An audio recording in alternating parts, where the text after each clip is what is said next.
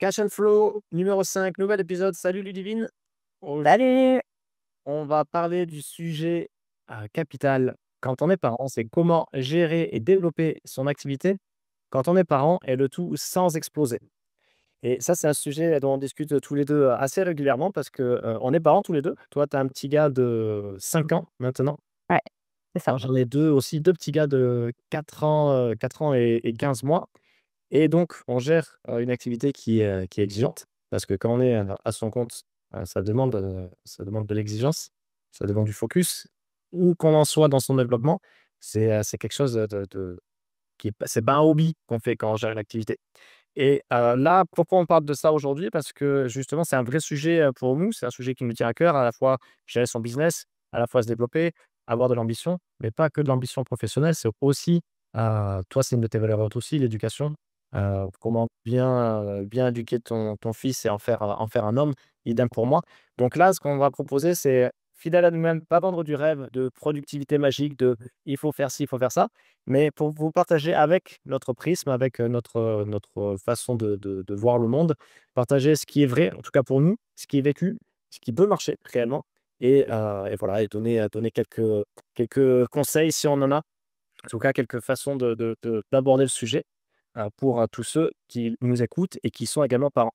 Parce qu'aujourd'hui, je sais pas pour toi, mais on en a déjà discuté pas mal, mais dans un monde qui va toujours de plus en plus vite, avec toujours de plus en plus de pression et donc forcément dans son opposé de plus en plus il faut lâcher prise, mais c'est également une grosse injonction. Il y a de la charge mentale qui est, importante, sinon, énorme. Penser à tout le temps.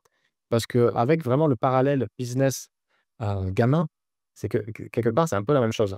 C'est qu'à un moment, le gamin, si tu es fatigué, que tu es au bout de ta vie après une journée de merde, tu vas lui faire manger à ton gamin. Et ça sera pas de ketchup, alors pas tout beurre parce que le ketchup, terrible. Pas tout beurre avec un peu de sel et du gruyère et ça fera le taf. Et pour le business, c'est pareil. C'est qu'à un moment, le business, sauf où on arrive à un moment où vraiment ça tourne très bien, mais au début, il s'agit aussi de mettre le focus sur ça et on ne peut pas se permettre de, laisser tomber un business, de pas relancer des leads, de pas, faire des activités, des actions de promotion et cetera. Ce n'est pas possible. Donc il y a vraiment cette, je vais pas parler de charge mentale dans le sens où il y a ça à faire, mais, heu penser à tout le temps, où ça peut être vraiment, on peut se sentir, peut-être vite submergé. Vient avec également, la culpabilité. Moi, ça, je sais que je l'ai connu, culpabilité, et surtout avec ce que j'appelle la zone grise, à savoir, tu es au boulot, tu culpabilises. En tout cas, moi, ça m'est arrivé au début.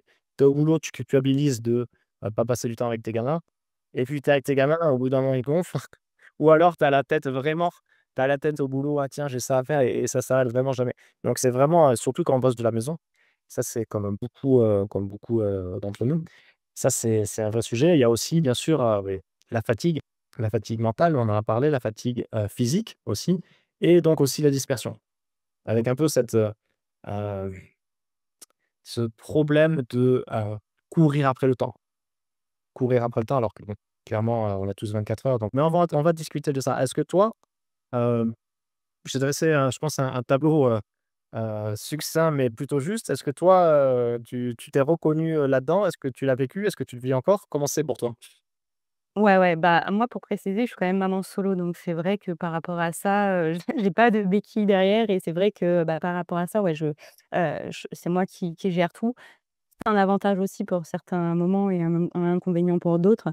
C'est vrai que, la charge mentale, je l'ai, ressentie et je pense que l'année dernière, ouais, j'étais limite, au burn-out parental, parce qu'effectivement, comme tu as dit, il y avait toujours cette dualité entre, mon business qui, grossissait et du coup, je devais être de plus en plus présente et il y avait des tâches à faire, ça me prenait beaucoup d'énergie, je devais rester focus et en même temps, cette culpabilité de, je suis pas assez avec mon fils et du coup, voilà, il me reprochait un petit peu, de, trop travailler ou il disait que ça lui pesait. Donc en fait, il y a toujours effectivement cette dualité, mais aussi cet équilibre à trouver et je pense que c'est important pour ça de bien connaître ses valeurs hautes parce que ça va permettre justement, de trouver, le juste équilibre et après, fatigue et dispersion, je l'ai encore.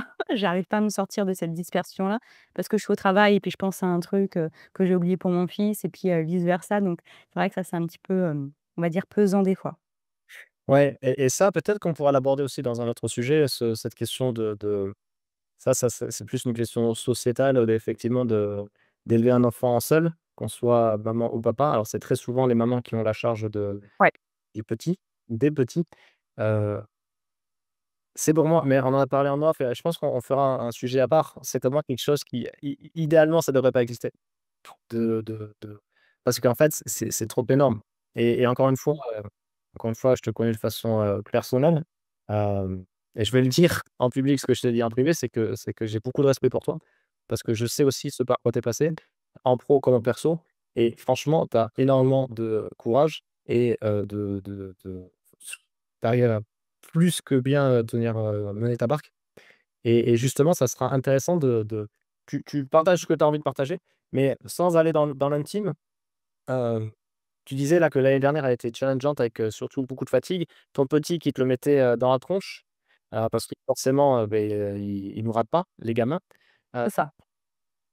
comment tu t'es retrouvé au fond et comment tu as réussi à en sortir? Un peu comme toi, je pense que je me suis retrouvée au fond parce que quand j'étais avec mon fils, je culpabilisais, de pas travailler. Quand je travaillais, je culpabilisais de pas avec mon fils et je pense que du coup, en fait, on s'auto-sabote nous-mêmes. On fait tellement se mettre une pression, qu'à un moment donné, on n'est même plus déjà dans l'instant présent et au final, on subit, chaque, événement, chaque tâche. Donc je pense que c'est moi-même, en fait, où progressivement, je me suis entraînée, vers le fond. En plus, bah, après, seul, voilà, on est quand même relativement, dans la solitude, surtout avec un enfant assez dynamique. Donc c'est vrai que, bah, voilà, ça peut être un petit peu, déstabilisant. Bah, comment je suis remontée, je pense aussi, toi, comme toi un petit peu on en avait parlé, mais de trouver justement aussi le juste milieu et de, savoir, concrètement pourquoi on fait les choses.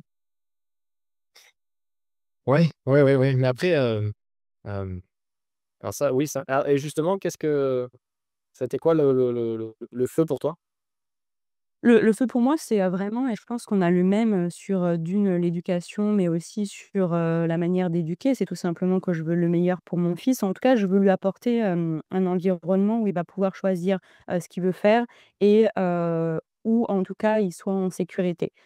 Moi, à l'heure actuelle, je cherche potentiellement, à partir de la France et cetera pour, trouver un environnement, plus écologique et voilà, par rapport à ça, j'ai aussi une vision, j'ai aussi, des objectifs et je me suis reconnectée à ce pourquoi. Pourquoi je fais les choses? Parce que, bah, mon fils, il va avoir peut-être besoin aussi, d'une école plus spécifique par rapport à qui il est. Il y a plein de choses comme ça va demander, en fait, de l'argent et l'argent, c'est tout simplement un outil pour lui apporter ce dont il a besoin. Mmh. Est-ce qu'il y a eu des peurs à un moment que ça ralentisse, que tu arrives pas à gérer ton activité?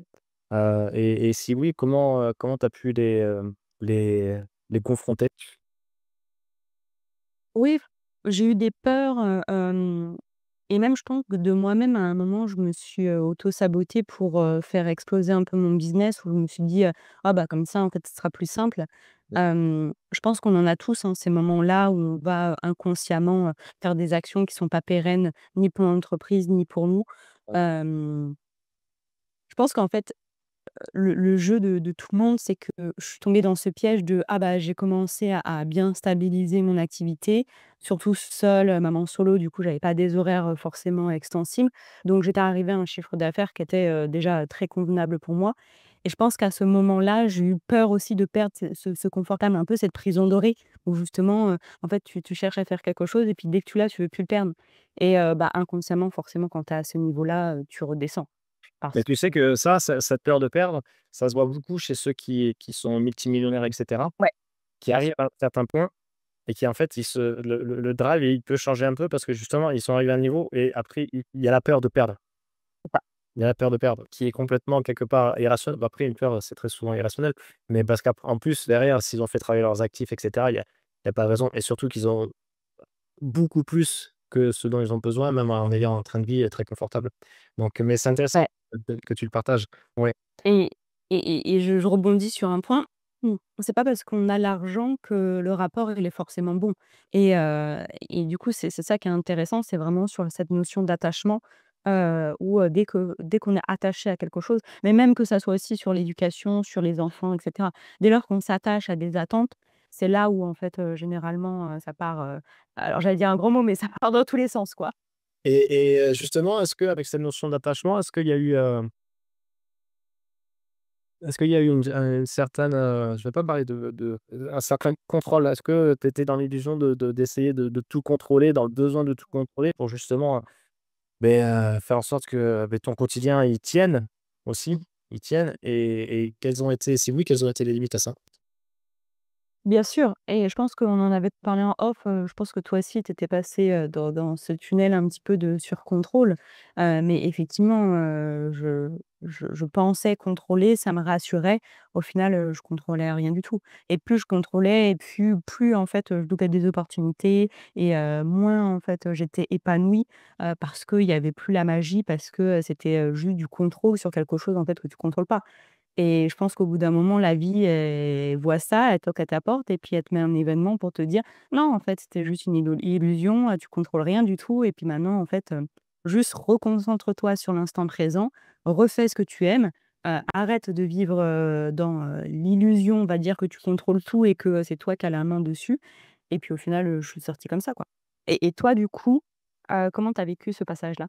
Ouais, mais je trouve ça fascinant, hein, comme quoi comment à chaque fois, là, quel que soit le sujet abordé et que quand on est un peu dans le fantasme ou dans l'illusion, qu'à chaque fois, d'une façon ou d'une autre, tu le tu l'appelles comme tu veux, l'univers ou tu Grave. toujours ce retour, plus ou moins violent selon l'intensité de la leçon que tu as à apprendre, qui vient te montrer, mais en fait, tu pas encore compris, tu vois? Tu Non, essaye encore, tu sais? ouais, ouais, ouais et me concernant, alors j'en ai déjà parlé pas mal, mais c'est l'arrivée d'Éden, Nil beaucoup moins.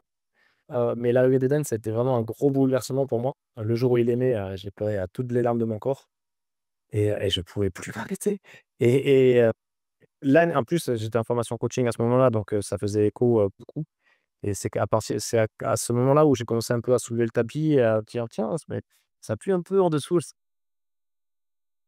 Et cette année-là, j'avais fait le meilleur CA depuis que je m'étais lancé, hem, mais beaucoup de fatigue. Beaucoup de fatigue et en plus, putain, il nous a mis la misère, pendant 1 an et demi. Genre pendant presque 3 ans, il a 2 ans, 3/4, il a pas dormi, mais c'était vraiment genre il se réveillait 2 3 heures, il criait et cetera et je me souviens que j'avais une fatigue, mais profonde, mais vraiment pourtant c'est intéressant parce que ça m'a pas empêché de faire ma meilleure année, tu vois? Ouais, Donc mais il y avait quand même beaucoup de fatigue. Heu, ouais. En surface, ça allait parce que je faisais toujours mon sport et cetera. Mais ouah, je me traînais un truc, tu sais, comme s'il y avait vraiment une deuxième peau qui était, tu vois, genre, la veste qui est plombée, quoi. Ouais, c'est ça. Donc mais après moi, comment j'ai alors effectivement, ça il y a beaucoup de choses qui sont remontées, beaucoup de colère aussi, hem et cette notion de contrôle après lui, on est c'est différent, hein, tu vois? Il y a ma femme, on a la nanny, donc tu vois, on est quand même, assez confortable sur ça. Mais là, tu vois, alors bien sûr, ça n'empêche pas que quand il y a des urgences ou qu'il est malade, même s'il est jamais malade, mais je touche du bois. Heu, Tu vois, forcément, on sait être flexible, mais il y a moins cette urgence de tout dépend de moi. Parce que forcément, quand tu es en couple et en plus, il y a la nounou à côté. Donc nous, on est à l'étranger, donc on n'a pas les parents. Donc c'est vrai que quand tu veux te reposer, c'est quand même pas mal de pouvoir les déposer, Ouais, moi j'ai eu de la chance sur ça. ouais, ouais, ouais. Mais après, sur cette notion de oui, oui, après, c'est venu activer à fond des peurs. Peur de manquer. On en parlait là, il y a quelques minutes, peur de manquer alors que le chiffre n'avait jamais été aussi bon. Voilà, ce illusion de tout contrôler et forcément, ça se traduit aussi, par des comportements qui sont pas idéaux pour les gamins où en fait, «Ah, tu fais ci, tu fais ça», donc le gamin il, «Mais qu'est-ce que tu me rappelles?» Tu vois? Et c'est bien parce que c'est vraiment le miroir, le plus incroyable. Encore faut-il vouloir le voir et accepter ça et des fois, c'est vrai que, putain, c'est vraiment le miroir parfait, quoi. Par rapport à ça, mais après ouais, C'est vas-y. non, vas-y, continue. Non, non, j'allais finir aussi sur cette question de ce qui m'a pas mal challengé, ces derniers mois. Là, récemment, ça a commencé à évoluer. C'est aussi sur cette notion de provider. Vraiment le rôle de l'homme, du père, où je fantasmais un peu aussi ce côté, c'est bon, je provide et puis après, femme et enfants, faites ce que vous voulez et cetera. C'est moi qui encaisse tout. Avec du coup, cette notion de: «Allez, faut que je fasse plus, pour faire rentrer plus, pour, mettre, bien à l'abri et cetera». Mais où est la limite? Tu vois? Et après, je me Ouais, suis c'est vraiment ça. challengé sur ça parce que sans tomber dans le cliché du mâle alpha parce que c'est pas trop mon truc, mais plus de l'homme qui prend ses responsabilités, qui remplit son rôle d'homme, hein, tu vois? Parce que, historiquement, l'homme défend, protège et fournit et la femme, crée la vie et elle arrange et elle donne, tu vois? Donc, si je schématise et je me suis dit: «OK, comment je provide aujourd'hui?» Et ça a été une vraie question parce que du coup, avec vraiment le mental qui se disait: «Ah, je veux être comme ça et puis je suis pas assez» et cetera et je me suis dit: «OK, là, comment je provide?» Ben, en fait, je provide avec déjà du temps de qualité, tu vois? Et c'est pas tout le monde qui Bien aime sûr. et tu vois, ça me jetait des fleurs. Moi, je me dis, encore là, il y a quelques jours, je me disais: «OK, je suis pas encore là où je veux être», sachant que là où tu veux être, c'est toujours un peu plus que là où forcément. C'est sûr que si tu regardes, 3 ou 5 ans en arrière, tu es là: «Waouh, putain, j'aurais signé dès demain pour être exactement là, mais maintenant que je suis là, je veux aller plus loin». Et tu vois, c'est vraiment l'équilibre, heu, entre, pour moi, hein, entre être satisfait et avoir de la gratitude pour, ce qu'on est et ce qu'on a maintenant, tout en vouloir plus. Mais vraiment, savoir gérer aussi cette frustration. Donc moi, en tant que bon GM, c'est la frustration, plus, plus. Mais, je me disais: «Ouais, tu vois, c'est cool. Là, je peux aller chercher le petit. Le matin, je suis avec le petit. Le midi, 17h30 après, je suis avec eux. Donc des fois, je bosse le soir et c'est OK. Je suis OK avec ça parce que je sais que je veux aussi du temps». Une question que je me répète, régulièrement ce matin là, parce que je suis en train aussi de challenger, ma vision et cetera, c'est: «OK, qu'est-ce que je suis pas prêt à sacrifier?» Et je me fais des vocaux tous les matins, pour voir qu'est-ce qui ressort et cetera. Et en fait, c'est ça, hein, c'est ma santé mentale, physique, donc sport et cetera et la famille, quoi, tu vois? Donc et le business, mais en termes de moyens, tu vois? Ouais, ouais, non, c'est ça. Je pense que sur ça, on est alignés, on a les mêmes valeurs et il y a un point qui est important sur ce que tu as dit un petit peu du rôle d'homme, mais je pense que c'est aussi, propice un petit peu cette situation d'être parent et d'être à son compte, mais c'est aussi un peu cette notion, en tout cas moi je l'ai vécu aussi, le fait est de toujours vouloir en fait, porter plus sur mes épaules pour un peu mériter, ma place et pour, en fait, heu, tu vois que ça soit, par rapport à ma valeur. J'avais assimilé le fait est, de tout gérer et qu'au plus je gérais tout, au plus j'avais de la valeur et au plus, j'étais, waouh et cetera et et ça, c'est quelque chose où je pense qu'on s'est tous mis un peu la pression par rapport à ça, de vouloir, être, toujours, plus dans tous les domaines et en fait, bah, ça marche pas, quoi. Ouais, ouais, ouais, mais justement, dans ce cas, où est-ce que ça s'arrête? Et en fait, qu'est-ce qui est vraiment important? Tu vois? C'est ce qu'on partage aussi à nos clients dans la partie business, OK, là, de revenir vraiment délaguer et de revenir sur l'essentiel. Et en fait, c'est vrai qu'on pourrait se la poser, plus souvent, sur le perso ça. OK, c'est quoi le Bien tu sûr. vois? La mode Pareto, le 24/20, il se retrouve absolument partout, partout. Donc ça peut être hyper intéressant de dire, de se poser la question: «OK, là, moi qui suis dans le fantasme de tout contrôler et cetera, qu'est-ce que, heu, quel est l'essentiel?» Tu vois? Le 20 qui feront que le gamin sera bien et typiquement, c'est du temps de qualité. C'est ça. Tu vois? C'est du temps de qualité, et comme ça aussi pour se permettre d'intégrer que, c'est pas c'est plus n'est pas égal à mieux aussi, tu vois? Ouais. Et qu'à un moment, beh, tu as 24 heures, tu es maman solo et si à la fin de la journée tu dis, honnêtement, «OK, est-ce que j'ai fait de mon mieux?» et que c'est oui, tu vois? C Bien sûr.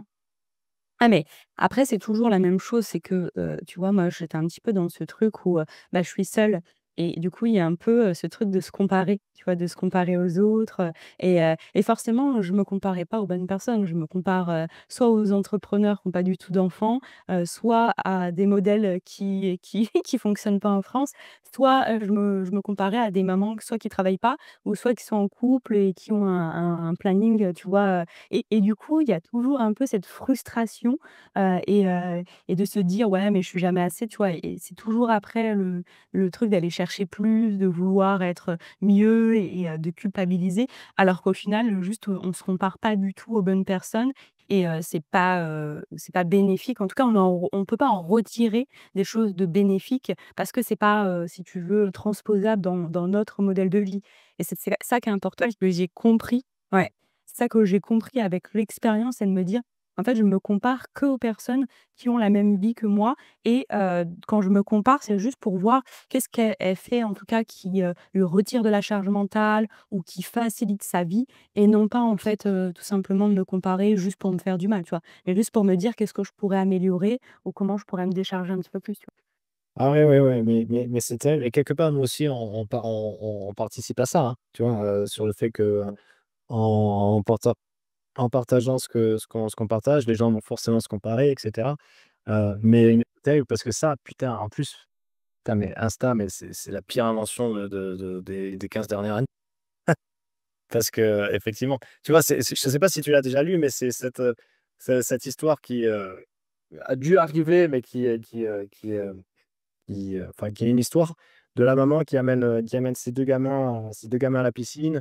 Elle fait de son mieux, elle est pas coiffée, elle est pas habillée, elle les amène à la piscine et puis les gamins, ils sautent partout, ils sont contents, elle a passé un petit moment avec elle et puis, parce que, beh, elle veut leur donner le meilleur et puis avoir arrivé une maman, la maman un maman Instagram qui arrive tout bien apprêtée avec la gamine: «Non, non, non, tu vas pas te baigner, attends 5 minutes». Elle prépare son truc et cetera. Elle fait des selfies: «Maman, je peux y aller? Attends, attends, attends», comme ça et puis finalement, les enfants peuvent enfin y aller et puis elle, elle s'occupe pas du tout d'eux parce qu'elle scrolle et après la maman qui a tout donné mais qui s'est aussi un peu négligée, va scroller sur son Insta le soir une fois les gamins endormis et elle va voir la photo de la maman, qui dit: «Ah ouais, merci pour cette vie, je donne tout pour mes gamins» et cetera, tu vois? Le décalage vie réelle, Bien sûr. heu, scroll, tu vois? Et ça fait culpabiliser la maman alors qu'en fait, putain, elle a tout donné, tu vois? Et forcément et après ça, c'est le problème aussi de on en reparlera je pense, mais être une femme, c'est hyper dur aujourd'hui. Parce que enfin, Ouais. dans les fantasmes et dans l'illusion, heu, faut que tu sois une super maman, faut que tu sois une girl boss, ou alors, la leader, la manager incroyable. Faut que tu sois hyper bolé, faut que tu aies chaud au lit et que tu aies envie de te la donner, Ouais, et c'est ça. cetera et cetera. C'est impossible. Ouais. C'est impossible. Par rapport à ce que tu viens de dire, il y a 2 choses qui me marquent. D'une, la première, c'est par rapport à ce que tu as dit sur la femme avec la piscine. Je pense qu'il y a aussi des gens, hein, qui fantasment un petit peu ce qu'on met sur les réseaux et qui ont pas conscience. Parce que moi, à chaque fois quand je mets des choses sur Instagram, des fois, je peux être au bout de ma vie et les gens, viennent me dire: «Ah, tu as l'air de vivre ta meilleure vie». Donc en fait, je pense que les gens ne comprennent pas que sur Instagram, en tout cas, tu des mais que c'est 1% de ta vie. Aussi. Voilà, c'est ça et le deuxième, sur, un petit peu, la dureté, je pense, d'être une femme, c'est que moi, à chaque fois, que ça soit dans le business, que ça soit, avec mon fils et cetera, on me compare toujours à, soit des gens, par exemple des hommes, qui ont pas d'enfants ou que c'est la femme qui gère, la famille. Donc dans mon business, c'est: «Ah mais tu vas pas assez vite. Ouais, mais pourquoi tu travailles pas de telle heure à telle heure? Ouais, mais pourquoi ceci? Ouais, mais ça va te poser des problèmes. Ouais, mais là, tu es pas engagé et cetera et du coup, j'ai cette pression de, bah, en fait, tu devrais faire comme Paul. Ouais, sauf que Paul, bah, il a sa femme, il est plus libre ou il a 10 ans de moins que moi. Donc il y a surtout ça et après, sur les mamans, moi, je vois à l'école ou même, dans certains, milieux où en fait, on me reproche certaines choses, où on me fait en tout cas peser, une pression en pensant, en tout cas, en mettant la même pression que si j'étais en couple et du coup, Ouais, ouais et qui le pire, c'est que c'est entre femmes en plus. c'est entre femmes, généralement c'est entre femmes. Dans le business, c'est plus par des hommes parce que les hommes prennent pas, le recul et ça c'est OK. Mais oui, généralement, je pense que c'est plus entre femmes en tout cas, que voilà quoi et puis c'est toujours cette notion de, faut faire du sport, faut manger équilibré, faut aller chercher, bio, quand tu donnes un gâteau industriel à ton fils parce que tu as pas eu le temps: «Ah mais tu lui fais pas bio?» Il y a plein de choses comme ça, hein, qui sont oppressantes au quotidien et où je pense on on oppresse, je pense, certaines personnes qui le vivent mal et je pense qu'il y a certaines dépressions ou burn-out qui sont faits par l'extérieur et non pas par la personne en elle-même. Ouais et qui pourrait être évité, qui pourrait être largement évité. Parce Bien qu'en fait, sûr. il y a pas lieu enfin, il y a pas lieu. Hem, c'est pas censé d'avoir autant de pression, enfin, je veux dire, ça fait pas sens, quoi. Tu vois, un truc vraiment moi, sur lequel je suis quand même très attentif et peut-être que ça me coûte aussi de la croissance, je sais pas. Je parle là purement business, mais c'est justement d'être très attentif sur, surcharge mentale.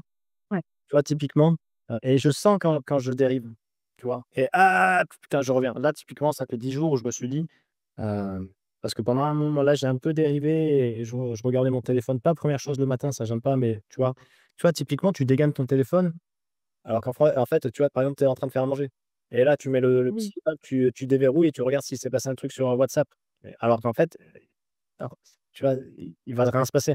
Donc là, petit truc que je me fais le matin, nous on a la routine, on part à 7h15. Ma femme, elle part au boulot, elle amène Eden à l'école et moi je sors en même temps jusqu'à 8h avec le petit, avec Nil pour, jusqu'à que la nounou arrive et en fait, tu vois, le truc tout bête, mais je regarde pas, je laisse mon téléphone dans le bureau et je descends sans mon téléphone et comme ça, je vais au pas là, je fais mon réveil musculaire, je fais un peu ma PPG, lui, il chasse les oiseaux, il est content et comme ça après j'arrive non mais tu vois, il y a au moins 1 heure, on se réveille à 6h30, il y a au moins 1 heure et demie où j'ai pas pris mon téléphone, tu vois? Ouais.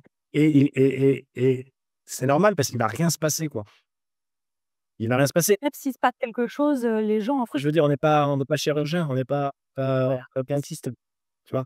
Donc et je suis très attentif sur ce genre de choses. Par exemple, il y a la dernière fois quand j'ai pris ton téléphone et j'ai vu toutes les pastilles, j'étais là: «Oh», je te jure, ça crée de l'angoisse chez moi. J'ai aucune pastille.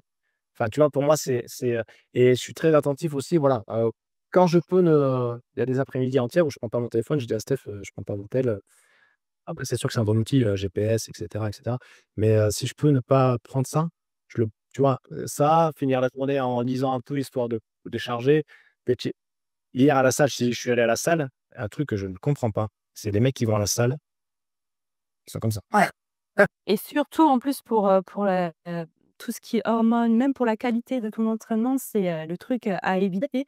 Mais il y en a partout, hein. Là, on dérive un petit peu, mais même au resto, même quand on voit les gens, Ah oui, tu vois, ça te oui, de ça te charge. Parce que un charge où en fait la bande passante elle respire pas à un ah moment. oui, non. Donc tu as pas d'idée, donc aussi pour ton business, ça te dessert complètement parce que de plus en plus, avec tout ce qui est automatisation et cetera dans tous les sens, on va aller de plus en plus dans un business d'idées, c'est-à-dire de création d'offres, de: «Tiens, j'ai cette idée-là» et en fait, si tu laisses pas la place à, la créativité, on est tous créatifs d'une façon ou d'une autre, hein. Même le mec, qui est dans les tableaux Excel, il est créatif. Mais si on laisse pas cette place pour avoir des idées, on a moins d'offres, on a moins de spontanéité, on est moins dans notre unicité et donc ça va nous coûter. Si ensuite, après, du coup, c'est cercle vicieux, donc on charge le temps et le focus au lieu de le mettre ailleurs et on regarde de la merde et donc on va se comparer et donc et cetera. Tu vois? Je me suis fait cette réflexion, parce que j'aime bien me mettre en position méta là et pareil, tu vois? Hop, on rentre avec les petits, la douche et cetera. Ils sont avec la maman dans la douche. Moi, je fais à manger, je suis dans la cuisine et j'aime bien, tu vois? Je suis dans le flow, hop, je fais des trucs comme ça et avant, je dégaine mon téléphone, je me connecte sur Facebook et je vois le post d'un gars et je me dis et là, j'ai vraiment senti, je me dis: «Putain, mais en fait, pourquoi j'ai fait ça?» parce que, tu vois? Boum, bam, idée à la con, qui va Ouais, peut-être repartir, mais tu vois? Ça vient s'injecter là. ouais, c'est ça. En fait, j'aurais pas besoin de ça. Tu vois? Et ce qu'il dit et c'est très juste et cetera, mais tu vois? Ça vient chercher: «Ah, j'ai fait X K, rien que dans la journée», putain, mais tu vois? Donc c'est ça où, aussi en tant que parent et avant tout en tant qu'adulte, c'est vraiment important, quoi. Et c'est ça qui est important, c'est que du coup, en fait, on se compare toujours à des gens qui ont pas le même rythme que nous, qui ont pas les mêmes envies et qui veulent pas vivre la même vie que nous et en plus, moi, la question que je me pose à chaque fois, même si je ressens effectivement le même inconfort que toi tu ressens, c'est que je me dis toujours: «Est-ce que concrètement tu veux la même vie?» Et des fois, pas tout, vraiment, des fois, les personnes, on les voit pas, mais ils bossent de, 8 heures à, 23 heures. Ils ont jamais de pause, ils ont pas d'amis, ils sont malheureux et cetera. Alors oui, ils font de l'argent, mais en fait, juste, qu'est-ce que moi je veux? Et c'est marrant parce que à la dernière session, il y a une de nos clientes, enfin une de nos clientes qui disait justement, qu'elle allait en vacances et cetera et qu'elle ressentait un peu la culpabilité justement d'aller en vacances et justement, il y a eu cette notion de si tu déconnectes, tu vas te reconnecter à toi et tu auras plus les idées, tu vas, repartir dans ton rythme, tu vas repartir dans ton modèle à toi et c'est comme ça que tu vas pouvoir créer justement des idées qui sont à toi et qui vont attirer d'autres personnes. Ouais. Ouais, ouais, ouais, ouais, donc au final, sans vouloir faire les donneurs de leçons, mais je pense que ça se joue vraiment là, quoi. C'est prendre du recul, vraiment et être, en fait, c'est ça qu'on peut appeler la discipline, et cetera, mais en fait, c'est vraiment du respect, tu vois? Ça revient vraiment Ouais. à du respect et comment je me respecte moi et comment, je respecte aussi mes enfants par rapport à ça parce que, beh, forcément, si moi je suis tendu et cetera et que ça me vénère, beh, qui c'est qui fait le rôle merde, j'ai plus le mot. Pas de soupape, mais De médiateur, oui, j'ai plus le mot, c'est pas grave. Mais en tout cas, bon, qui c'est qui prend la foudre? C'est les gamins, ah oui, bien sûr, c'est les gamins, bien sûr. c'est les gamins et je suis pas forcément très fier, mais forc il y a des fois où effectivement les petits prennent la foudre et bien sûr qu'ils trigger là où il faut et qu'ils sont gaz bonbon, mais globalement ça pourrait être évité, quoi. De toute façon, je pense pas qu'il y ait, un parent ou même un entrepreneur, qui a pas fait, des erreurs et au final, je pense que, au quotidien, hein, on est un peu comme ça et je dis pas que c'est juste pour eux, mais c'est bien déjà de s'en rendre compte et d'essayer progressivement, justement, de de de de créer peut-être, en tout cas un moment de décharge avant d'aller récupérer les enfants ou Ouais, avant, ouais et créer son propre, on parle souvent d'écosystème en business, mais créer son propre écosystème. Tu vois, par exemple, c'est effectivement, tu sais que tu vas récupérer le gamin, tu peux arrêter le téléphone, 5 minutes avant. Tu vois, un truc qui est terrible, je le vois quand je vais récupérer le petit, c'est, en plus, c'est des beaux moments, tu vois? Tu récupères ton gamin à l'école, le parent, il est encore sur le téléphone. Putain, tu peux couper ton téléphone 10 secondes avant de façon à ce que quand ton fils te voit, oui, c'est pas: «Ça, tu vois, j'arrive». Tu vois? Tu vois? ouais, bien sûr. Ah ouais, c'est Moi, important. ça serait ça, hein, créer son propre écosystème avec, être ferme sur ce qui est important et pas hésiter à couper et rester vraiment, après ça demande, un vrai travail de posture, d'ancrage, heu, Bien sûr. qui est Mais ouais. couper des 2 côtés. Parce que ce qui est important aussi, c'est de quand même faire fonctionner son business et c'est de quand même aussi faire les actions nécessaires. Moi, je vois aussi l'inverse, c'est des personnes qui, prônent dans leurs valeurs hautes, alors que des trucs de bien-être, c'est bien, mais on est quand même dans une société où l'argent est devenu un outil où si tu en as pas, tu pas de bien-être. Le bien-être dépend aussi, de ce moyen-là. Donc c'est important de pouvoir quand tu es focus sur ton business, tu es focus sur ton business.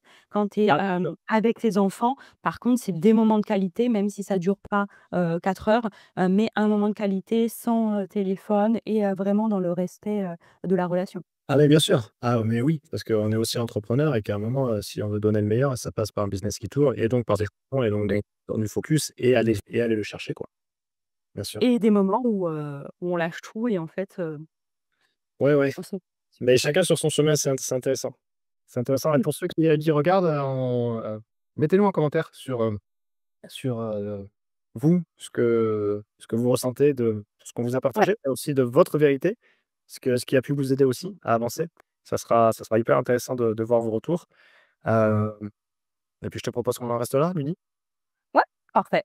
On a tout dit. La bise à Ethan et puis, Yes. à très vite pour le prochain épisode. Salut! Allez, ciao, ciao.